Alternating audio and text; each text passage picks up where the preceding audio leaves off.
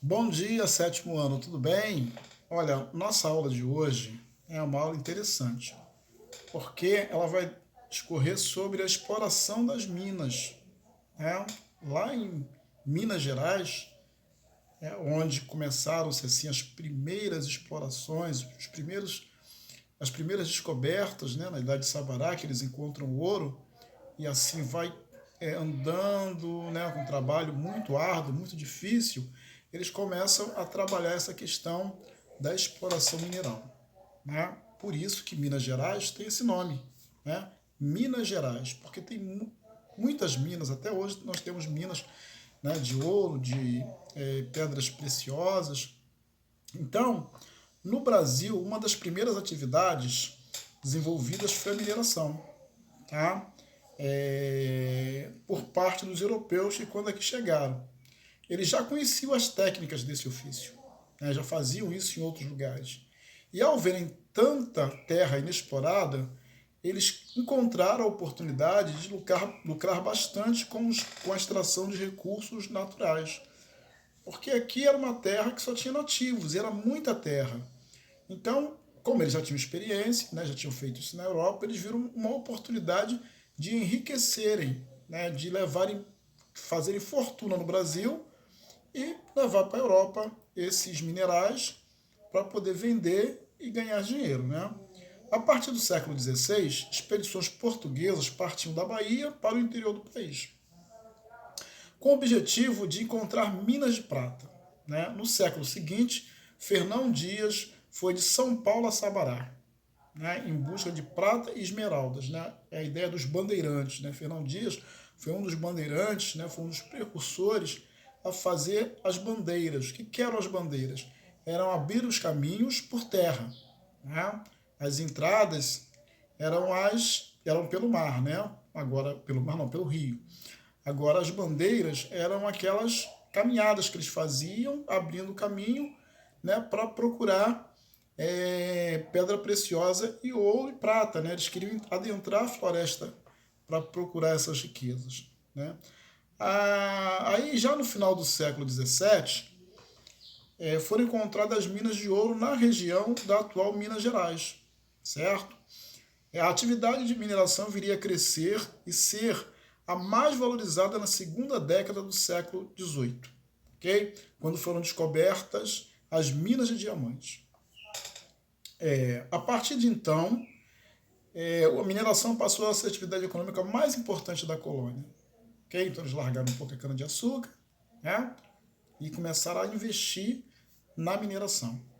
Foram descobertas minas de ouro também em Mato Grosso e em Goiás, ainda na primeira metade do século XVIII. Okay? Então não só Minas Gerais, mas também outras regiões, como eu falei. Né? Até hoje em dia tem minas de ouro no Pará, na Bahia. Nesta época, a economia estava abalada por conta do declínio do açúcar. Né? O preço do açúcar havia caído, o que fez com que o governo iniciasse a procura por ouro no sertão. Com a notícia de que tais minas haviam sido encontradas, chegavam pessoas de Portugal, do sul do Brasil e de outras regiões em busca de ouro. Virou uma verdadeira febre do ouro. Okay? Os paulistas e os forasteiros iniciaram então uma verdadeira disputa pelo ouro, o que resultou numa guerra, Guerra dos Emboabas, né? Entre 1708 e 1709.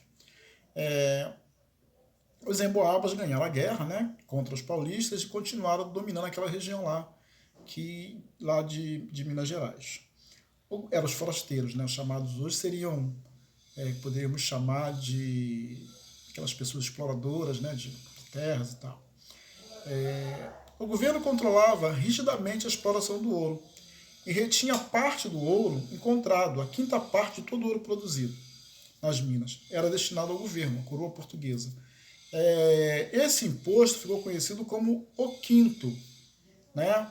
Porque um quinto do ouro que eles tiravam ficava com a coroa portuguesa, com o governo.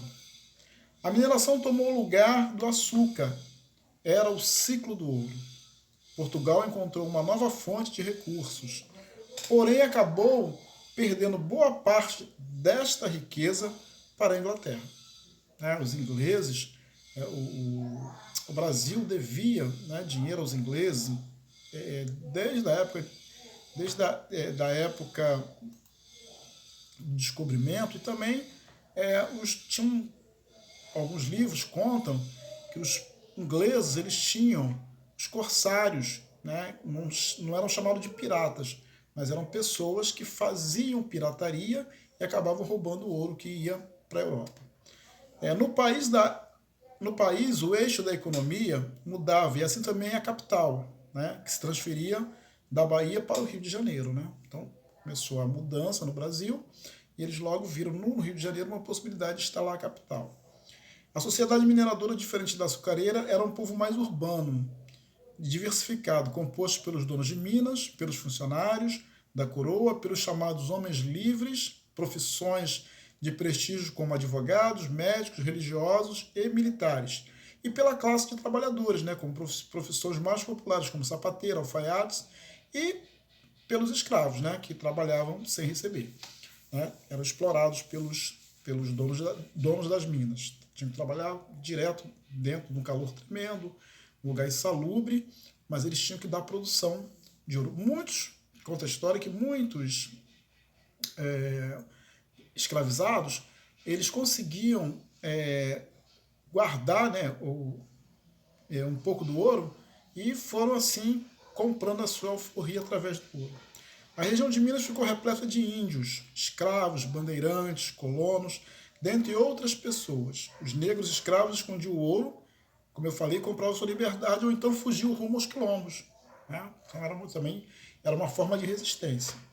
Na segunda metade do século XVIII, as minas começaram a se esgotar e a mineração iniciou sua decadência no Brasil. Então, chegou um período que a mineração perdeu força e o Brasil mudou o rumo da sua produção, da sua atividade. Né? Aí depois desse período do século XVIII, a gente vai depois, mais na frente, a gente vai estudar sobre o café, o ciclo do café, também chamado de ouro negro. Valeu, um abração para vocês, fiquem com Deus, até a próxima.